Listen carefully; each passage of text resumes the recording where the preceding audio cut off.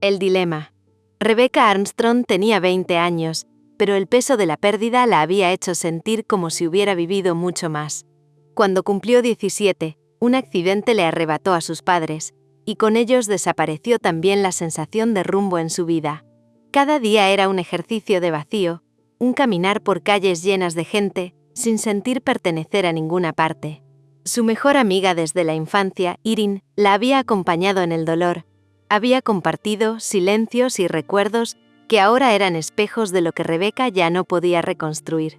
Y fue Erin quien, con paciencia y cierta firmeza, la convenció de buscar ayuda profesional. No tienes que cargar con todo sola, le decía. Alguien puede escucharte, alguien entrenado. Puede ayudarte. Así fue como conoció a Sarocha Chankima, una psicóloga de 30 años, de mirada firme y sonrisa medida, que pronto se convertiría en algo más que la guía de sus sesiones. Sarocha era todo lo que Rebecca no esperaba.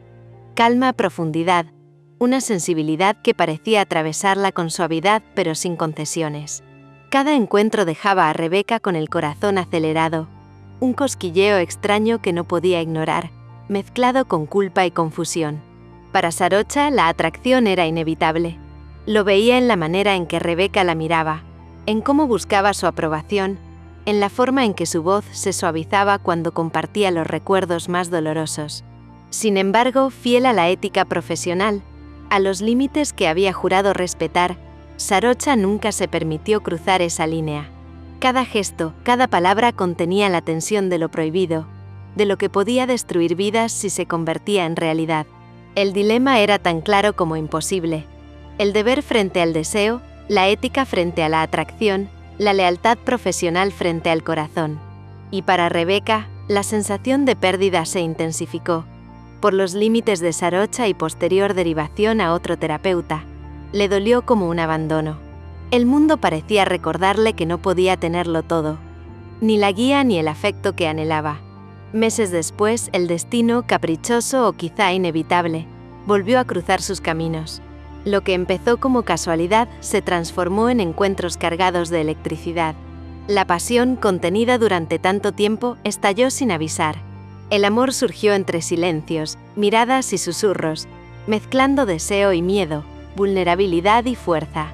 Pero el conflicto persistía. La diferencia de edad, los celos. Este es un relato de decisiones difíciles, de amor y deseo prohibido, de dolor y redención. De cómo dos almas heridas pueden encontrarse, arriesgarse y tal vez descubrir que incluso el dilema más imposible puede transformarse en algo hermoso. Rebecca y Sarocha, dos nombres que marcaron el inicio de un amor intenso, apasionado y lleno de contradicciones. Capítulo 1. Lo que quedó después. Rebecca Armstrong tenía 20 años y la extraña habilidad de cumplir con todo sin estar realmente en ningún sitio. Había aprendido a moverse por el mundo como se mueven los fantasmas, sin hacer ruido, sin dejar huella, atravesando los días sin oponer resistencia. Se despertaba cada mañana a la misma hora, no porque tuviera disciplina ni un propósito claro, sino porque su cuerpo había entendido, con una lógica cruel y simple, que levantarse era menos doloroso que quedarse en la cama pensando. El despertador sonaba, y ella estiraba la mano con una precisión mecánica, exacta, como si alguien más dirigiera el gesto desde afuera. No había enojo, ni fastidio, ni pereza, solo ejecución. Luego se incorporaba, apoyaba los pies descalzos en el suelo frío, y permanecía así unos segundos, a veces un minuto entero inmóvil, con la mirada perdida, esperando que algo, cualquier cosa, le indicara que valía la pena empezar el día. Nada lo hacía. El mundo no se detenía por ella, lo sabía. Las horas seguían avanzando con una indiferencia perfecta. Por eso, al final, siempre se levantaba, se duchaba, se vestía, salía, no por deseo, sino por costumbre. Porque quedarse quieta daba miedo. Porque en el silencio absoluto de la inmovilidad, los recuerdos tenían más espacio para respirar. El espejo del baño le devolvía un rostro joven, intacto, casi ofensivamente entero para alguien que había perdido tanto.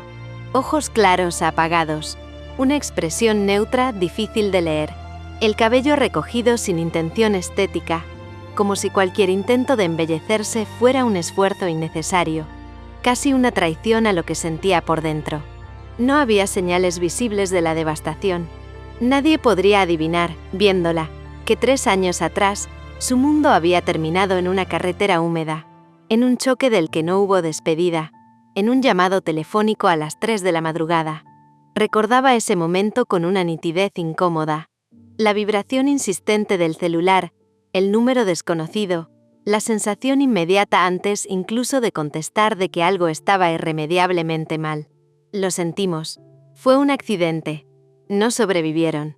Palabras dichas con voz profesional, entrenada para comunicar tragedias ajenas sin quebrarse. Palabras que no parecían reales.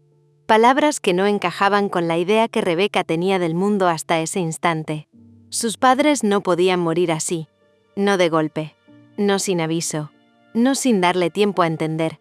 Desde entonces, Rebeca no había vuelto a ser una persona completa. Había aprendido a imitarse, a representar la versión de sí misma que los demás esperaban ver. La estudiante responsable, la joven fuerte que había salido adelante, la hija que había honrado la memoria de sus padres sin desmoronarse públicamente. Lo hacía bien. Tan bien que incluso ella misma a veces dudaba de si había algo roto de verdad. Iba a la universidad, aprobaba asignaturas, entregaba trabajos a tiempo. Se sentaba en aulas llenas de gente y tomaba apuntes con letra prolija, aunque rara vez recordaba de qué había tratado la clase al salir. Sonreía cuando era necesario, en el momento justo, con la intensidad adecuada para no despertar sospechas. Respondía mensajes con frases breves, funcionales. Sí, todo bien. Después hablamos. Escuchaba a los demás hablar de sus problemas, rupturas, exámenes, discusiones familiares con una atención educada. Asentía, hacía preguntas. Por dentro, sin embargo, todo sonaba lejano, amortiguado, como si estuviera bajo el agua. Como si la vida ocurriera a varios metros de distancia, y ella solo pudiera observarla deformada por la superficie. La gente decía que era fuerte. Rebeca sabía que no lo era. Solo estaba vacía. La muerte de sus padres no había llegado como una explosión constante, sino como un derrumbe silencioso. Al principio hubo gritos, llanto, noches interminables sin dormir. Hubo ese dolor agudo que rasga el pecho y deja sin aire. Luego vino algo peor, algo que nadie le había advertido. La ausencia total de emoción. Un estado neutro donde el dolor no desaparecía, pero dejaba de moverse. Dejaba de cambiar. Se asentaba en el cuerpo como una sustancia espesa. Se volvía peso. El dolor no gritaba. El dolor pesaba. Pesaba en el pecho cuando intentaba respirar hondo y el aire parecía no llegar del todo. Pesaba en las piernas al subir escaleras, como si cada escalón fuera innecesariamente largo. Pesaba en los hombros al cargar su mochila. Pesaba en las manos cuando sostenía una taza de café caliente y pensaba, con una claridad incómoda, que debería sentir algo más que la temperatura. Había dejado de emocionarse incluso con el cansancio. Recordaba a sus padres como se recuerdan las casas en las que ya no se vive, con una nostalgia difusa, borrosa, sin detalles precisos. El sonido exacto de la risa de su madre comenzaba a diluirse, mezclándose con otras risas que no eran la suya. El olor del perfume de su padre ya no regresaba con claridad. Aparecía apenas como una idea, no como una sensación real. Eso la asustaba más que la muerte misma. No el hecho de haberlos perdido, sino el riesgo de olvidarlos, de que un día sus rostros se volvieran imprecisos, de que sus voces se apagaran del todo. A veces se reprochaba no llorar, otras veces se reprochaba no sentir culpa por no llorar. Había días enteros en los que no pensaba en ellos en absoluto, días completos en los que lograba atravesar rutinas enteras sin que sus padres aparecieran en su mente. Y cuando al final del día se daba cuenta de ello, el vacío se hacía aún más grande, porque no pensar significaba sobrevivir, pero también significaba traicionar algo sagrado. Rebeca vivía en una especie de pausa permanente, como si su vida estuviera detenida en un segundo exacto que nadie más podía ver. No estaba triste de la manera que los demás entendían la tristeza. No estaba deprimida, según los cuestionarios rápidos que había completado alguna vez, esos formularios impersonales con escalas del 1 al 5. Dormía, comía, funcionaba, pero no deseaba nada. No había sueños. No había proyectos. No había una imagen futura a la cual aferrarse. Cuando pensaba en el mañana, no sentía miedo ni ilusión. Solo una prolongación del presente. El tiempo no avanzaba. Se acumulaba sobre ella como capas de polvo. Su departamento era pequeño y ordenado, casi aséptico. No porque fuera especialmente pulcra, sino porque no tenía energía para desordenar. No compraba cosas innecesarias. No decoraba. No cambiaba nada de lugar. Cada objeto estaba exactamente donde debía estar, como si el espacio reflejara con precisión quirúrgica lo que ella sentía por dentro. Una calma artificial, sostenida con esfuerzo. Solo Irene parecía notarlo. Irene, su mejor amiga desde la infancia, la única que no se conformaba con la versión funcional de Rebecca.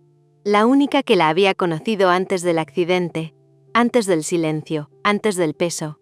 Irene había estado en su casa cuando sus padres aún vivían, había compartido cenas ruidosas, sobremesas largas, discusiones sin importancia. Irene no miraba a Rebecca como alguien fuerte. La miraba como alguien que se estaba apagando lentamente.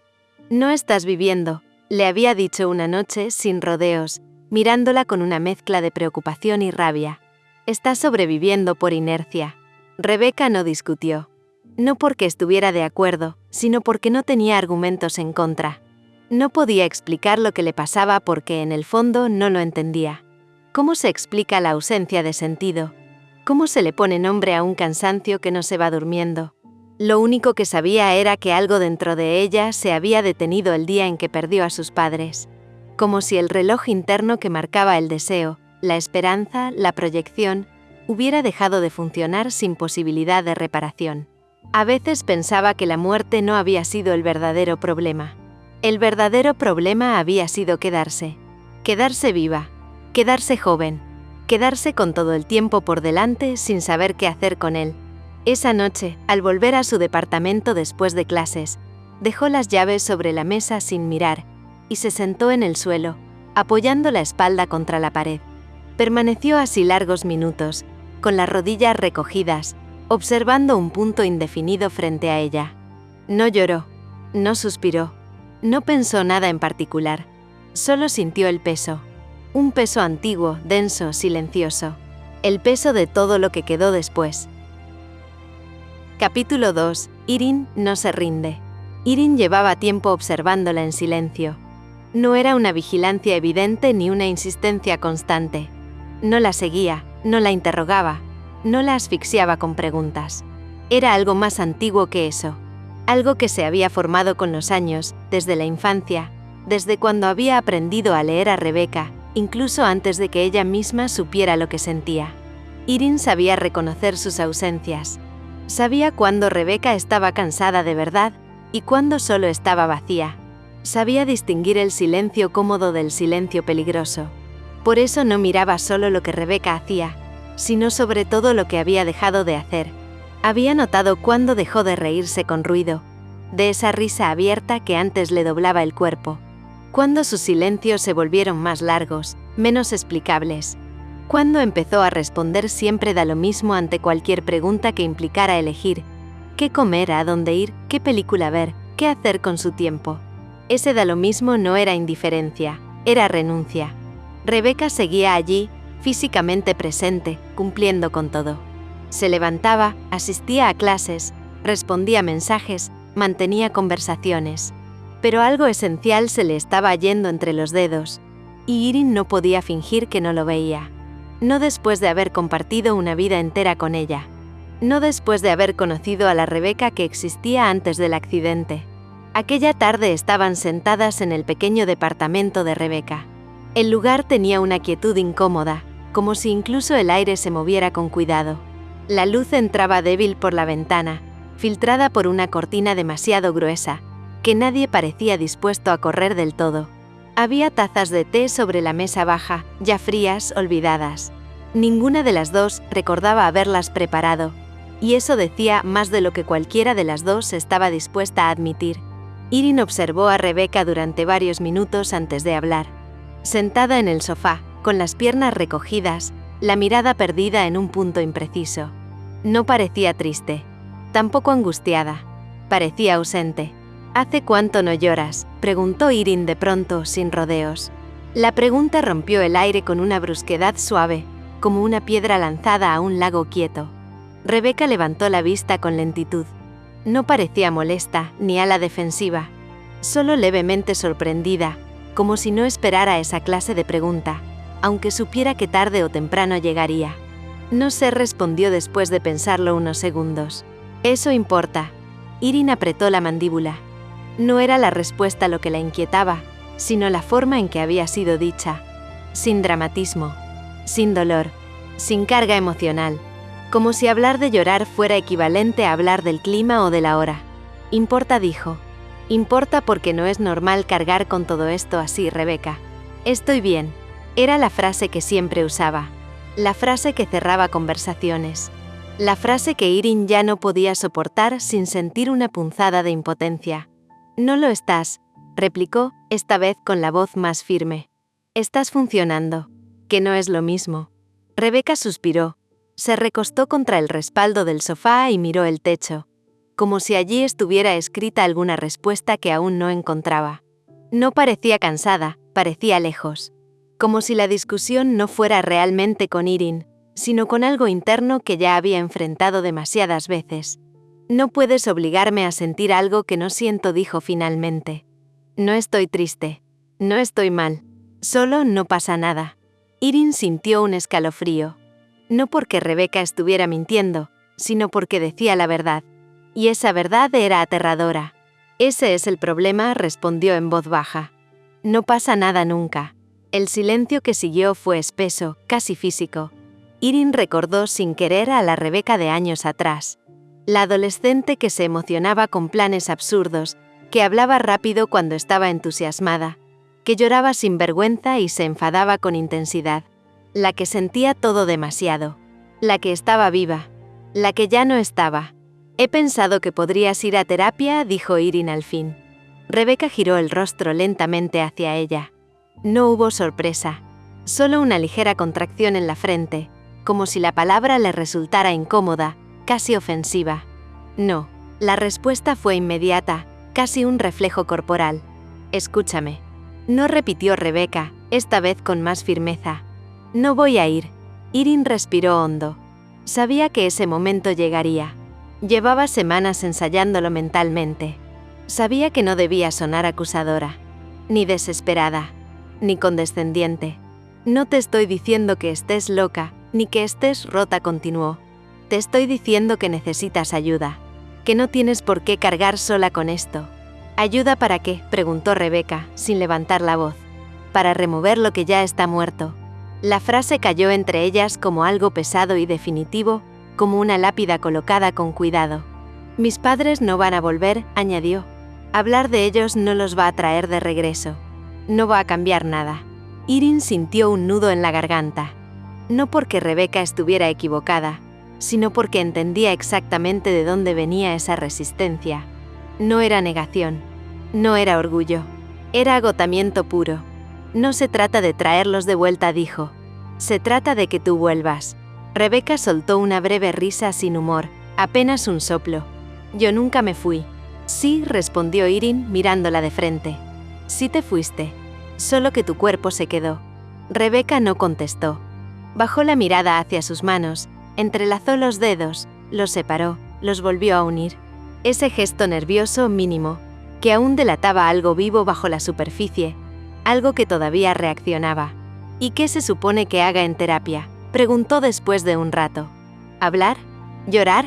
¿Decirle a alguien que no siento nada? Sí, dijo Irene. Justamente eso. No creo que exista una forma de estar mejor, admitió Rebeca en voz baja. Creo que esto es lo que hay, que así se vive después de perderlo todo. Irene se acercó un poco más. No la tocó.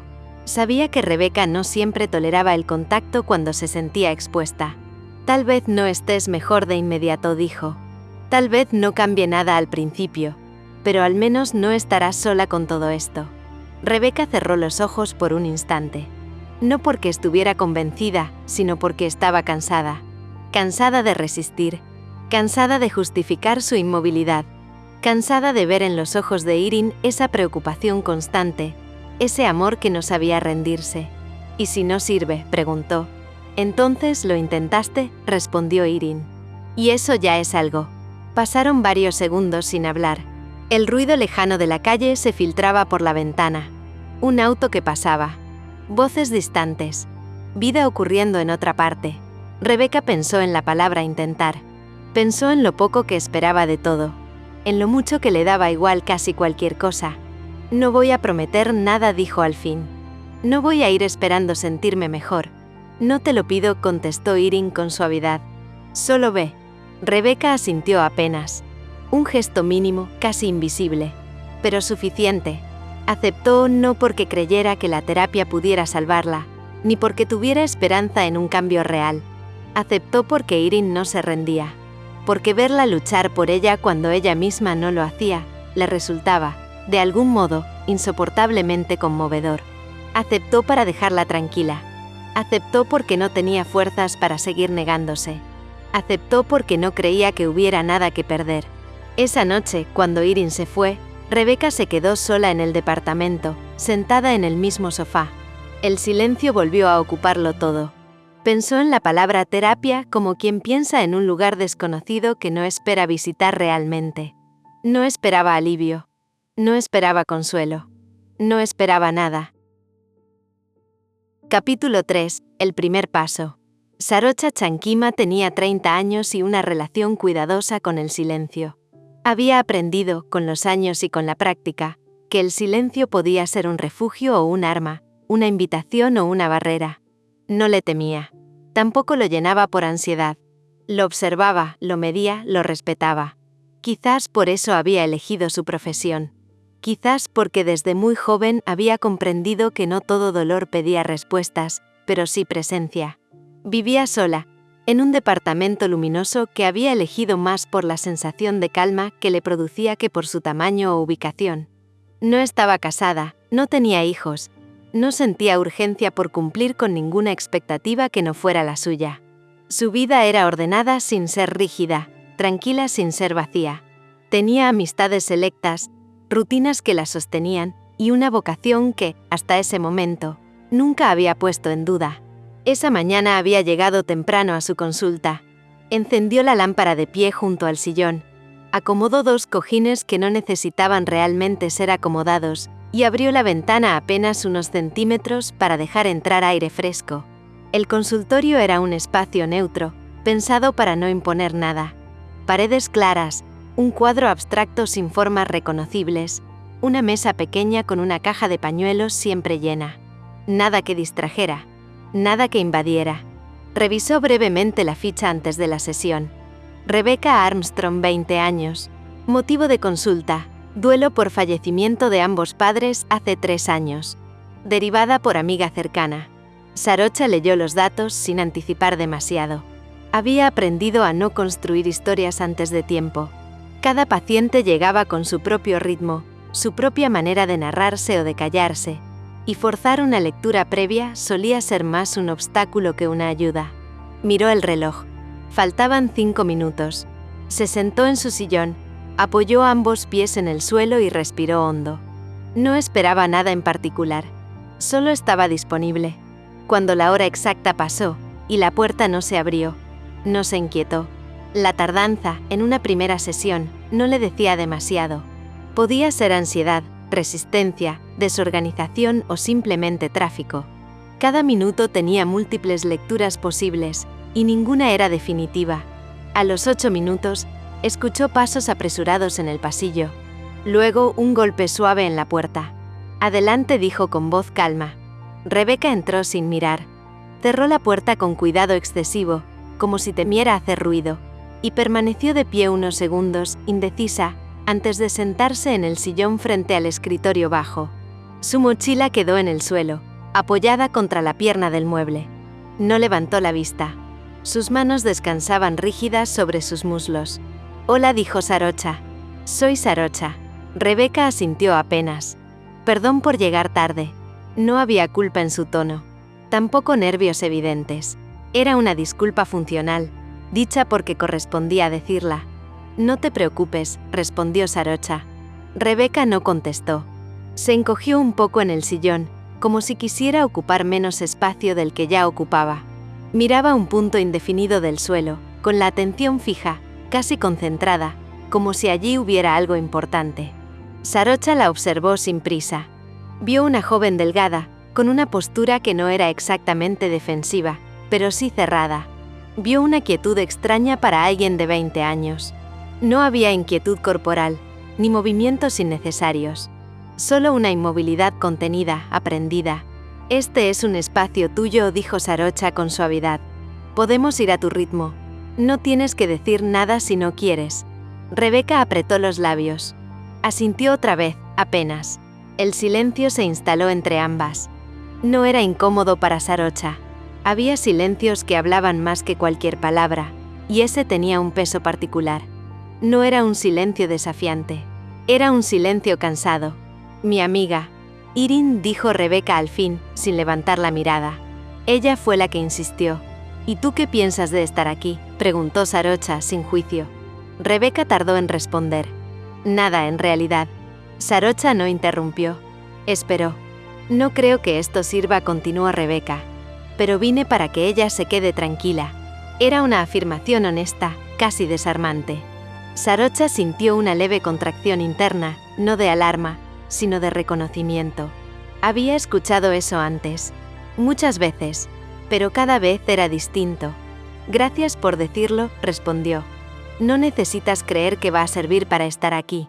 Rebeca levantó la vista por primera vez. Apenas unos segundos. Lo suficiente para cruzarse con los ojos de Sarocha, y luego volver a bajar la mirada. Ese gesto mínimo le dijo más que cualquier relato estructurado. «No sé por dónde empezar», dijo Rebeca. «No tenemos que empezar por ningún lugar en particular», contestó Sarocha. «Podemos simplemente quedarnos aquí un momento». Rebeca dejó escapar un suspiro lento. No parecía aliviada, pero sí un poco menos rígida. «Mis padres murieron hace 3 años», dijo de pronto, como si repitiera una frase ya memorizada. «En un accidente. Desde entonces, nada cambió y todo cambió». Sarocha inclinó ligeramente la cabeza, invitándola a continuar. «La gente cree que ya pasó suficiente tiempo», añadió Rebeca. «Que debería estar bien. Yo también lo creía». «¿Y lo estás?», preguntó Sarocha con cuidado. Rebeca negó con la cabeza, muy despacio. «No estoy mal», aclaró. «Eso es lo raro. No lloro. No me desespero. Solo no siento nada». Las palabras quedaron suspendidas en el aire. Sarocha no intentó nombrar lo que escuchaba. No habló de duelo patológico, ni de bloqueo emocional, ni de mecanismos de defensa. No todavía. A veces, poner nombre demasiado pronto era otra forma de huir. «No sentir también es una forma de sentir», dijo finalmente. «Y suele ser una muy pesada». Rebeca frunció el ceño apenas, como si esa idea le resultara incómoda. «No vine a que me analicen», dijo. «Ni a que me expliquen. Ni siquiera sé por qué estoy aquí». «Lo sé», respondió Sarocha. «Y no voy a hacerlo si no lo quieres». Otra pausa. Rebeca se movió en el sillón. Cruzó y descruzó las piernas. Un gesto mínimo, casi imperceptible, pero suficiente para indicar que algo empezaba a moverse por dentro. «¿Siempre es así?», preguntó. «¿Tan lento?». Sarocha sonrió levemente, sin ironía. Solo al principio dijo. «Cuando alguien llega por primera vez, suele necesitar comprobar que este lugar no va a exigirle nada que no pueda dar». Rebeca asintió, como si esa explicación tuviera sentido. Miró alrededor por primera vez. Las paredes claras. El cuadro abstracto. La caja de pañuelos. «No voy a llorar», dijo. «Por si eso es lo que espera». «No espero nada», respondió Sarocha. «Y si lloras o no, no define nada». El reloj marcó el final de la sesión, antes de que ninguna de las dos lo notara. El tiempo había pasado con una densidad particular, ni rápido ni lento. Simplemente había pasado. «Por hoy podemos dejarlo aquí», dijo Sarocha. «Si decides volver, seguimos». Rebeca se levantó. Tomó su mochila. Dudó un segundo antes de hablar. «No sé si voy a volver», dijo. «Está bien», respondió Sarocha. «Yo seguiré aquí». Rebeca asintió. Abrió la puerta. Antes de salir, se detuvo un instante, apenas un segundo más de lo necesario. No dijo nada. Cuando la puerta se cerró, Sarocha permaneció sentada unos minutos más. No tomó notas de inmediato. No analizó. No etiquetó. Solo reconoció una certeza silenciosa, una que no solía permitirse formular tan pronto. Aquella joven no había venido a sanar. Había venido a comprobar si todavía era posible sentir algo. Y ese, pensó Sarocha mientras apagaba la lámpara, era siempre el primer paso. Capítulo 4. La psicóloga. Sarocha Chankima cerró la puerta del consultorio con un gesto lento, casi ritual. El clic suave de la cerradura marcó el final oficial de la jornada, pero no el final de lo que seguía ocurriendo dentro de ella. Se quitó los zapatos y los dejó junto a la pared. Apoyó el bolso sobre la silla y permaneció de pie unos segundos, inmóvil, como si necesitara recalibrarse antes de permitir que el silencio volviera a ser solo silencio y no un eco. Había tenido 5 pacientes ese día, 5 historias distintas, 5 dolores con nombres, edades, contextos. Había escuchado traumas, ansiedades, pérdidas, conflictos familiares. Había sostenido lágrimas, resistencias, rabias contenidas. Había hecho lo que sabía hacer: estar, escuchar, acompañar sin invadir. Y sin embargo, era Rebecca Armstrong, la que había llegado tarde, la que apenas la había mirado, la que seguía ocupando un espacio inesperado en su mente. Sarocha se sentó en su sillón, esta vez no como terapeuta, sino como mujer cansada. Apoyó los codos sobre los apoyabrazos y juntó las manos frente a su rostro. Cerró los ojos un momento. Respiró. No te adelantes, se dijo. No proyectes. No interpretes antes de tiempo. Era una advertencia que se repetía a sí misma con frecuencia. La ética no era solo un conjunto de normas externas. Era una disciplina interna, un ejercicio constante de contención. Sabía que la primera sesión no definía nada. Sabía que muchas personas no volvían. Sabía que el silencio inicial podía ser tanto una puerta como un muro definitivo. Y aún así, algo en esa joven la había conmovido. No de una manera espectacular. No con grandes gestos ni relatos desgarradores. La había conmovido precisamente por lo contrario.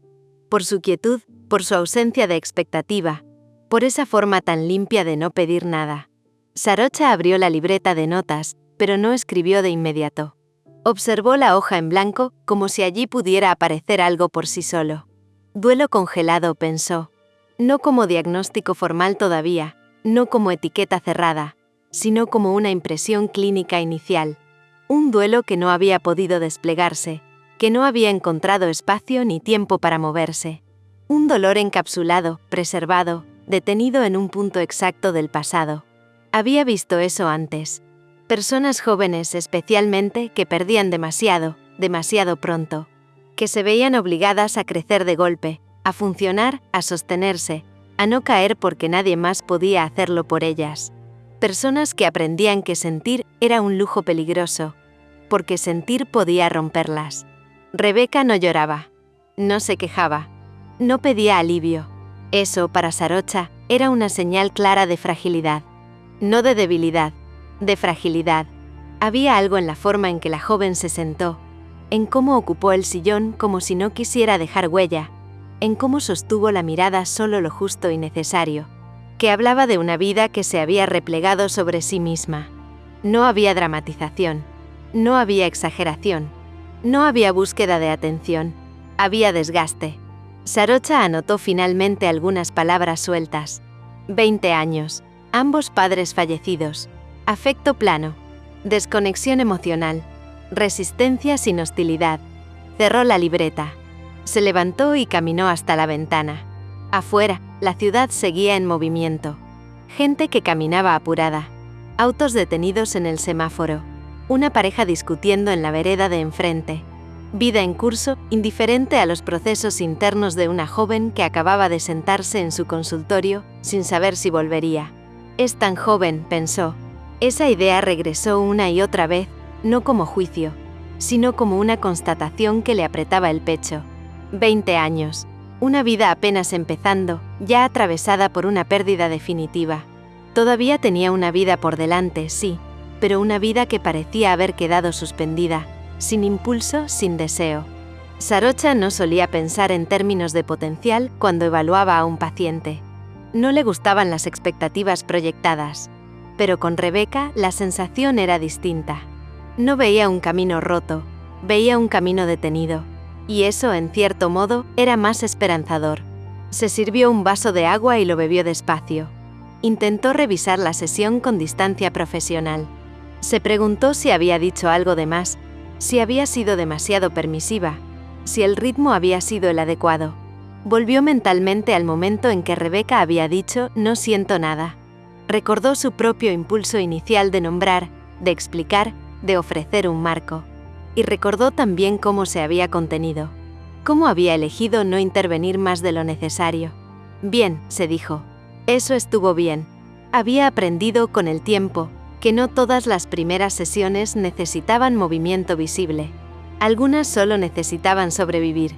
Que el paciente se fuera sin sentirse violentado ya era muchas veces un logro.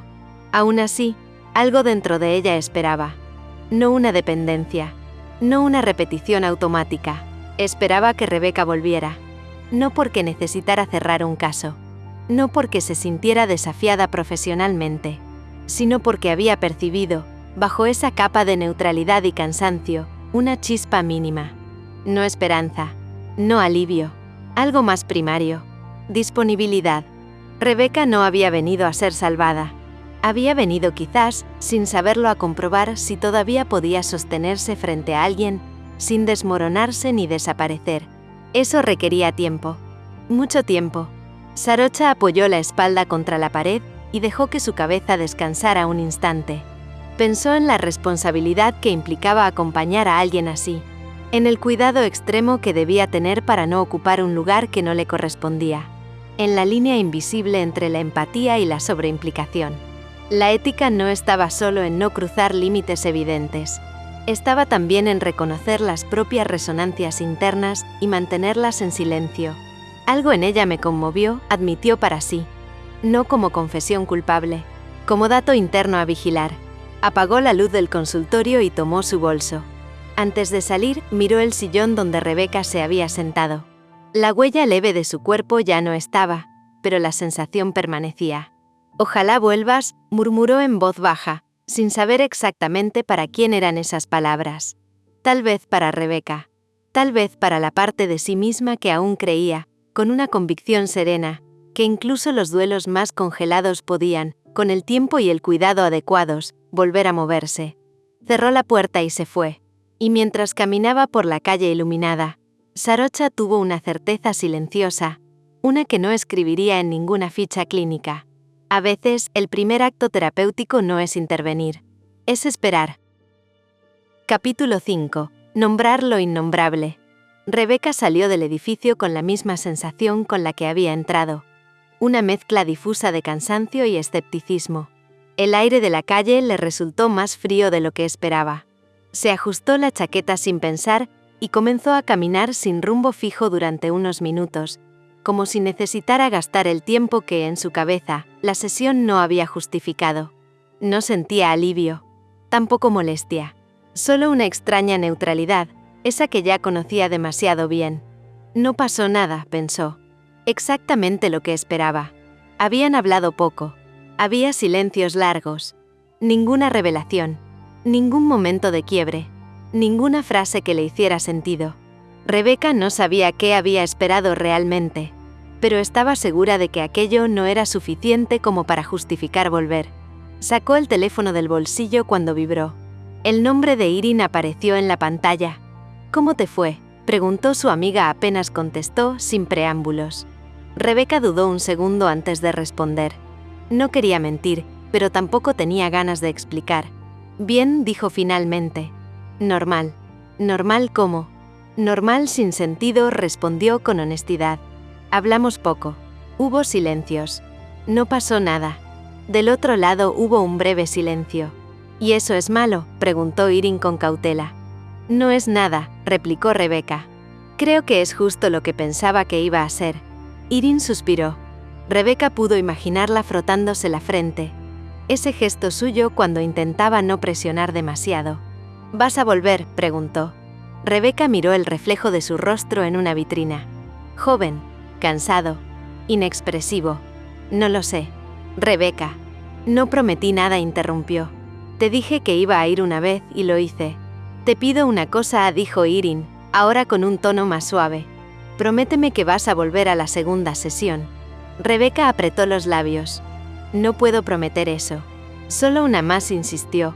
No te estoy pidiendo que creas en nada. Solo que no decidas tan rápido. Rebeca no respondió. Miró cómo la gente pasaba a su alrededor, cada uno envuelto en su propia urgencia, en sus propios pensamientos. El mundo seguía funcionando sin pedirle permiso. Rebeca, dijo Irene. ¿Sigues ahí? Sí, prométemelo. Rebeca cerró los ojos un instante. Hablamos luego, dijo, y colgó antes de que Irene pudiera responder. No fue un gesto de enojo. Fue de agotamiento. La semana pasó como casi todas sus semanas. Clases, apuntes, trayectos repetidos, comidas hechas sin hambre, noches silenciosas. Rebeca cumplió con todo. Se mantuvo ocupada. Evitó pensar en la consulta, en la terapeuta, en las preguntas que no habían sido hechas. Cada vez que la idea de volver aparecía, la desechaba con facilidad. No sirve. No cambia nada. No tiene sentido remover lo que ya está muerto. El viernes por la tarde, al llegar a su departamento, encontró a Irene sentada en el suelo, apoyada contra el sofá, con 2 bolsas de supermercado a su lado. ¿Qué haces aquí?, preguntó Rebeca, más sorprendida que molesta.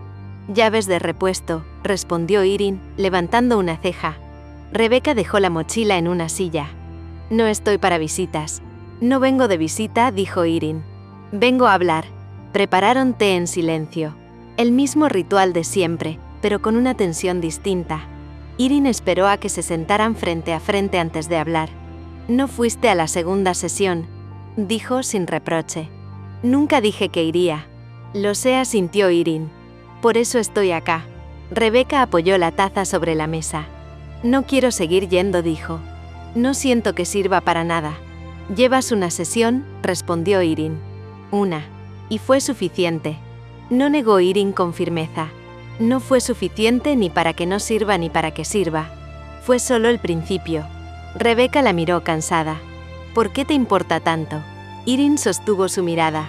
Porque te estás apagando, dijo. Y no voy a quedarme mirando. El silencio volvió a instalarse. Rebeca desvió la mirada. Te propongo algo, continuó Irene. 1 mes.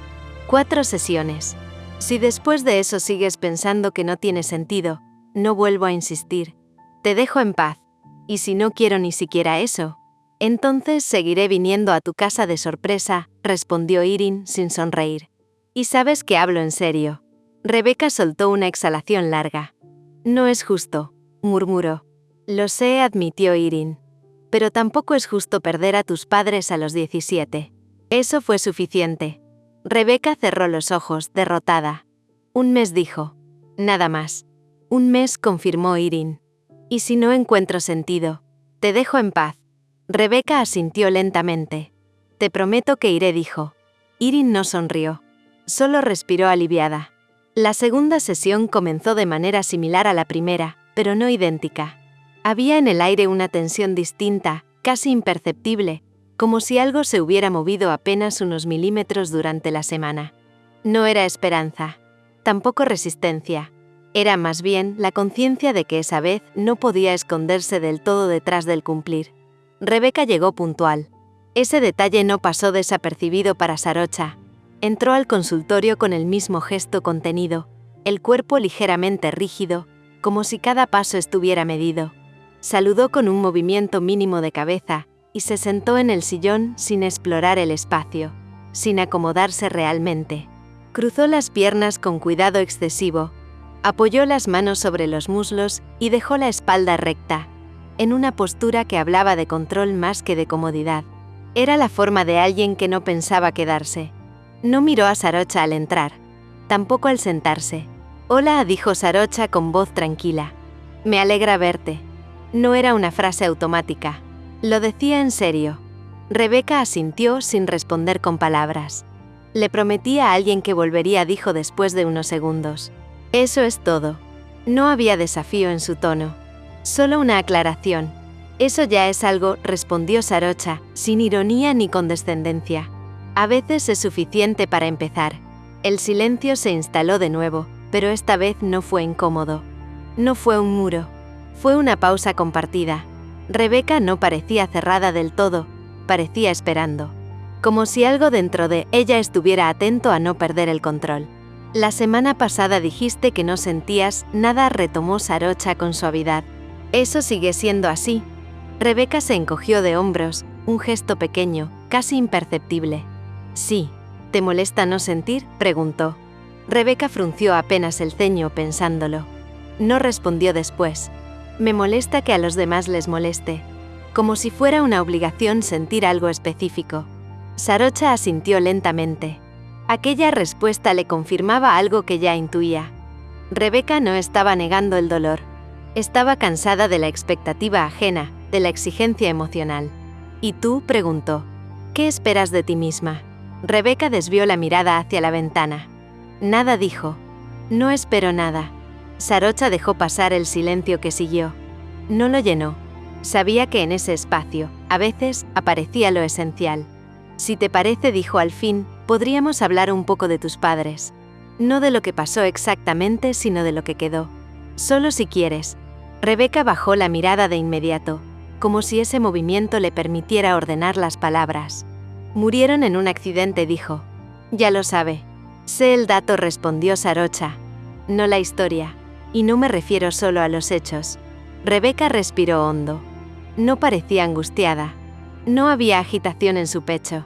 Su rostro estaba concentrado, como el de alguien que revisa un archivo antiguo. Fue de noche, comenzó. Llovía, creo.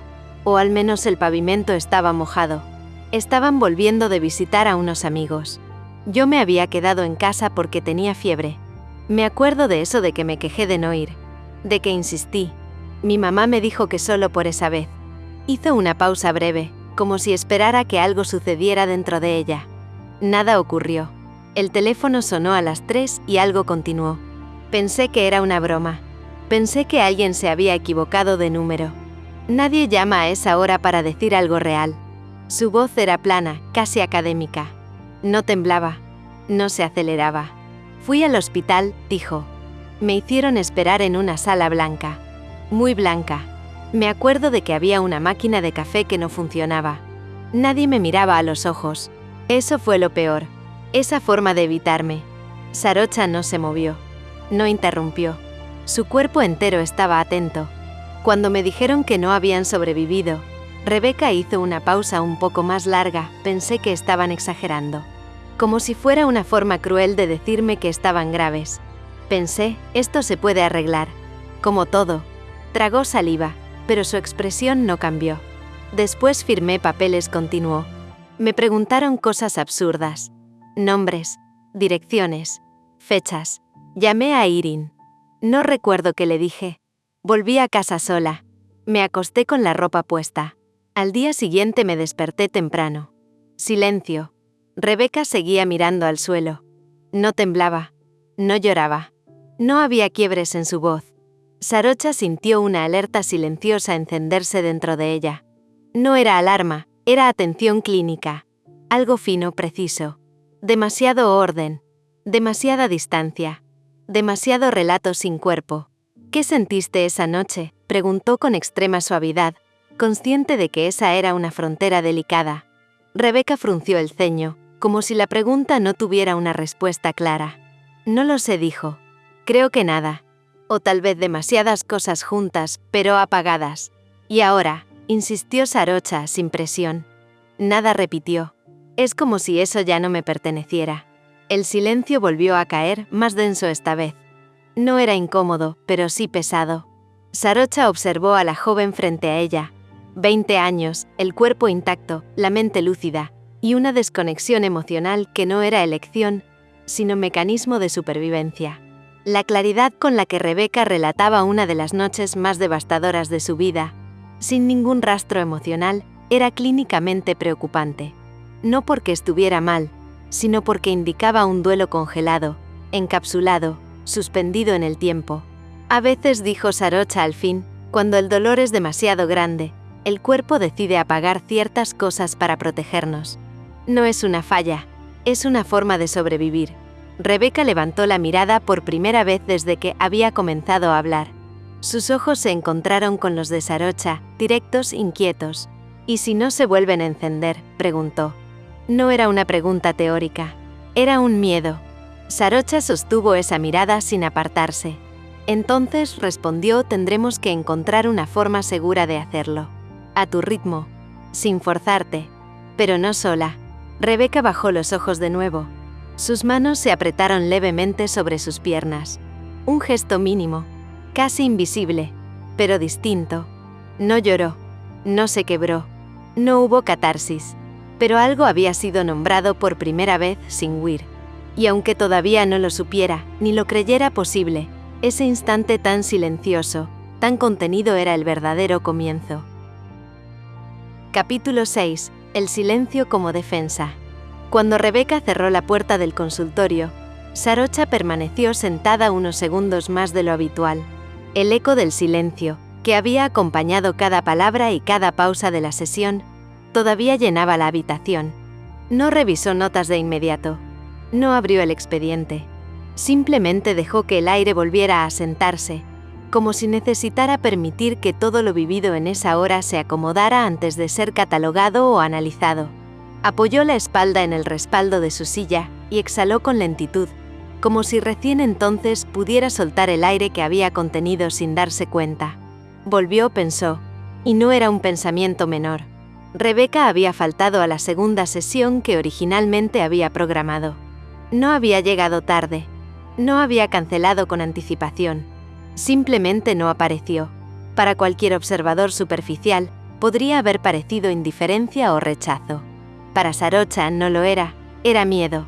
Miedo a exponerse, a tocar recuerdos que todavía eran demasiado dolorosos para nombrar, a enfrentar emociones que podían derribarla de golpe. Por eso no se sorprendió cuando, 2 días después, recibió una llamada breve y casi mecánica para reagendar. «Hola, llamo para cambiar la hora de la sesión que perdí», había dicho Rebeca. Si todavía se puede. Se podía. Siempre se podía. Ese gesto, mínimo y aparentemente irrelevante, había sido para Sarocha un primer paso real, más significativo que cualquier discurso emocional. Rebeca no había desaparecido, no había cortado el vínculo incipiente, había regresado. Sarocha tomó el cuaderno y escribió algunas líneas con cuidado, escogiendo palabras que no redujeran a Rebeca a un diagnóstico rígido. Duelo congelado, sí, pero también alto nivel de funcionamiento, disociación emocional como defensa, capacidad reflexiva intacta, y algo más difícil de nombrar, una soledad profunda, sostenida con una madurez prematura que parecía exceder su edad. Cada frase de Rebeca, incluso las más neutrales, hablaba de una vida contenida, de un dolor que no se expresaba en lágrimas, pero sí en cada gesto medido, en cada silencio prolongado. Sarocha recordó la forma en que Rebeca había narrado la noche del accidente, sin fisuras, sin emoción visible, como si fuera la historia de otra persona. Aquello no era frialdad, ni desapego, era supervivencia pura. Una mente joven que había aprendido a protegerse construyendo una muralla invisible de neutralidad. El silencio la salvó, murmuró para sí misma. Ahora habrá que enseñarle a soltarlo sin romperla. Sabía que el proceso sería lento, que no habría catarsis dramáticas ni avances espectaculares. Y estaba bien. Rebeca era joven. Demasiado joven para cargar con una pérdida tan grande sin consecuencias profundas. Tenía la vida por delante, incluso si aún no podía verla con claridad. Algo en esa chica la había conmovido. No de manera romántica ni impulsiva, sino de una forma más compleja, más delicada. Una sensación de responsabilidad silenciosa y profunda, casi maternal, pero también profesional. El deseo ético de acompañarla sin invadirla, de sostener un espacio donde el silencio no fuera castigado ni interpretado como frialdad, sino comprendido, respetado y aceptado. Sarocha se permitió un momento para sentir la gratitud de poder estar ahí. No por el reconocimiento de Rebeca, que probablemente nunca llegaría en palabras, sino por la oportunidad de guiar a alguien hacia algo que todavía no tenía nombre. Algo que ni siquiera ella misma podía definir del todo. La reconstrucción lenta de un corazón congelado. Si vuelve, pensó, podremos trabajar. Y por primera vez desde que había abierto ese expediente, Sarocha creyó sinceramente que Rebeca volvería. No porque confiara en promesas externas, sino porque había vislumbrado en ella una fuerza silenciosa. La voluntad de no desaparecer por completo, la capacidad de resistir y sostenerse aunque fuera en pequeñas dosis, invisibles para todos menos para quienes sabían mirar. Se levantó, recogió su cuaderno y se permitió un pequeño gesto de alivio. Hoy no había lágrimas, ni confesiones dramáticas, ni historias desgarradas. Solo había llegado. Y eso, pensó, era más de lo que muchas personas en su situación podrían dar. Rebeca salió del edificio con una sensación distinta a la de la primera vez. No era alivio, no era felicidad, pero tampoco era vacío. Era una sensación más difícil de nombrar, como una calma inesperada después de una tormenta invisible, una especie de tregua que no sabía cómo sostener ni cómo describir. Caminó por la acera con pasos que se sentían menos rígidos. No miró el teléfono, algo poco habitual en ella, y de pronto notó que su cuerpo estaba menos tenso. Los hombros no se mantenían tan altos, la mandíbula no estaba apretada, sus manos no temblaban ligeramente al caminar. Era una sensación sutil, casi imperceptible, como cuando uno se quita una prenda incómoda sin darse cuenta de cuánto pesaba hasta que ya no estaba. No había llorado. No había dicho nada que no supiera ya. No había confesado secretos, ni pronunciado palabras que quebraran el aire en pedazos. Y sin embargo, algo había cambiado. Algo dentro de ella, pequeño pero persistente, se había movido. No me sentí juzgada, pensó. La idea la sorprendió. Estaba acostumbrada a que la gente esperara algo de ella. Lágrimas, tristeza visible, avances, retrocesos, cualquier cosa que encajara en una narrativa comprensible. Con Sarocha no había sentido eso. No la habían apurado. No la habían empujado. No le habían dicho cómo debía sentirse. No había silencio incómodo que presionara por una emoción correcta. Todo había sido respetuoso, contenido, sin expectativas. Y eso había sido un alivio inesperado. Un alivio que la confundía porque no estaba segura de cómo recibirlo. Era extraño no sentir la obligación de demostrar dolor ni de medir cada palabra. Era extraño poder existir con sus límites intactos. Caminó hasta una cafetería cercana y pidió un café para llevar. Mientras esperaba, su mente volvió a Irene, a su insistencia silenciosa, a esa terquedad amorosa que a veces resultaba insoportable y otras veces era exactamente lo que necesitaba. Por primera vez en mucho tiempo, sintió algo parecido a gratitud sin culpa. Gratitud simple, no mediatizada por lo que debía sentir o lo que debía hacer. Tal vez tenía razón, admitió en silencio. Tal vez no está todo perdido. La idea no venía acompañada de entusiasmo ni de alegría evidente. Era una sensación más tenue, una cautela tímida que se sentía como mirar una puerta entreabierta sin atreverse todavía a cruzarla. Tal vez había una oportunidad mínima de volver a ser quien había sido antes del accidente. Tal vez no exactamente esa persona, sino alguien distinto. Alguien que aún podía sentir, que aún podía vivir sin dejarse consumir por la rutina automática que había heredado del dolor. No quería hacerse ilusiones. No quería construir expectativas que luego se derrumbaran y la dejaran nuevamente en ese abismo de indiferencia que la acompañaba desde hacía años. Pero tampoco podía negar que algo muy pequeño se había movido dentro de ella. Una chispa que no estaba apagada del todo. Cuando llegó a casa, dejó el café sobre la mesa sin terminarlo. Se sentó en el sofá y apoyó la cabeza contra el respaldo. Cerró los ojos, dejando que el silencio llenara la habitación. No había música. No había teléfono. Solo ella y un espacio que parecía suyo. Volveré, pensó. No como promesa. No como un compromiso impuesto por otros. Volveré como decisión silenciosa. Como un gesto mínimo de resistencia frente al vacío.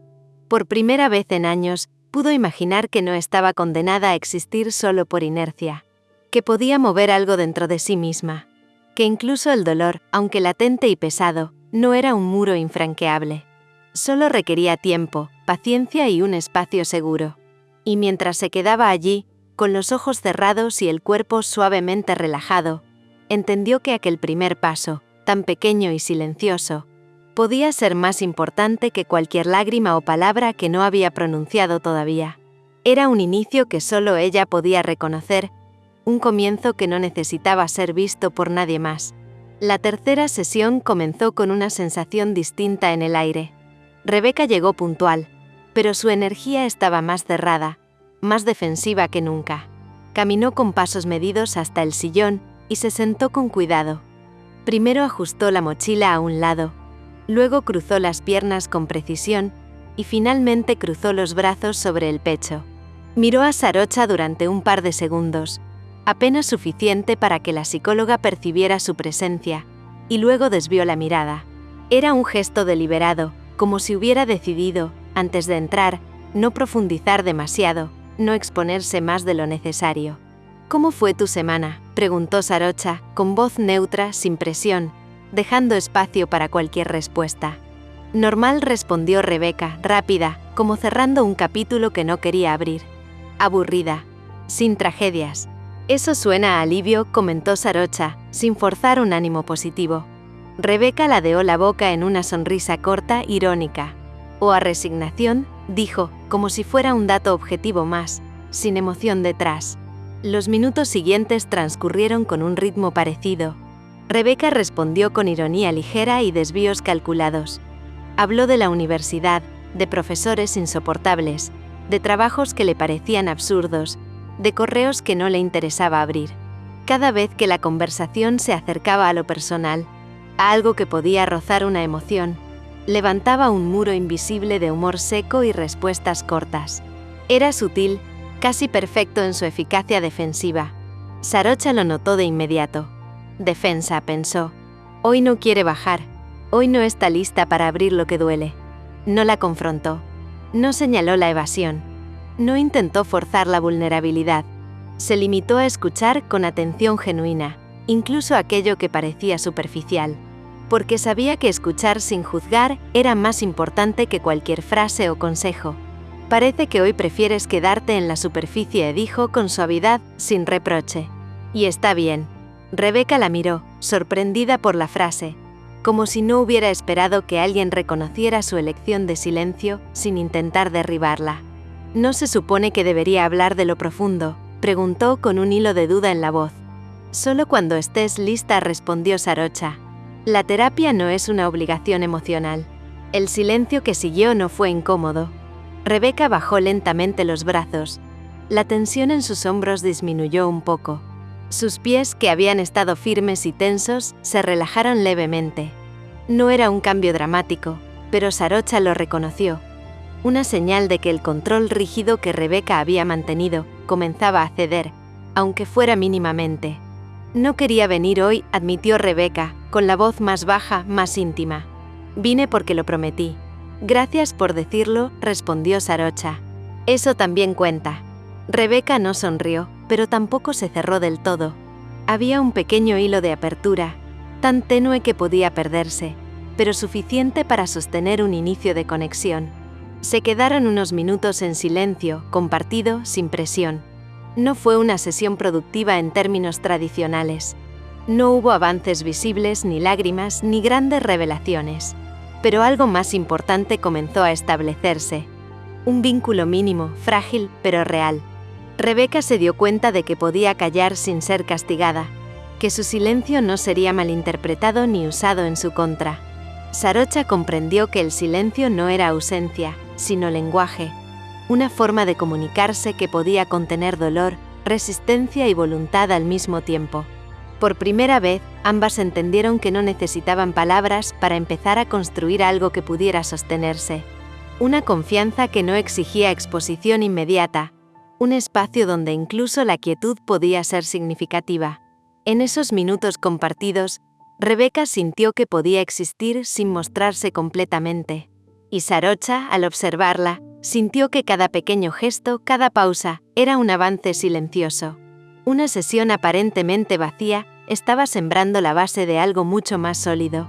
La posibilidad de reconectar con emociones dormidas, de recuperar lentamente lo que se había perdido, y de aprender a sostener la vulnerabilidad sin miedo. El silencio, comprendieron ambas, no era un obstáculo. Era una puerta que solo necesitaba paciencia y respeto para abrirse. Y pese a todo, Rebeca pareció dispuesta a dejar que esa puerta estuviera entreabierta, aunque solo fuera un instante. No olvides seguir el canal, suscribirte, darle me gusta, y seguir disfrutando de la historia.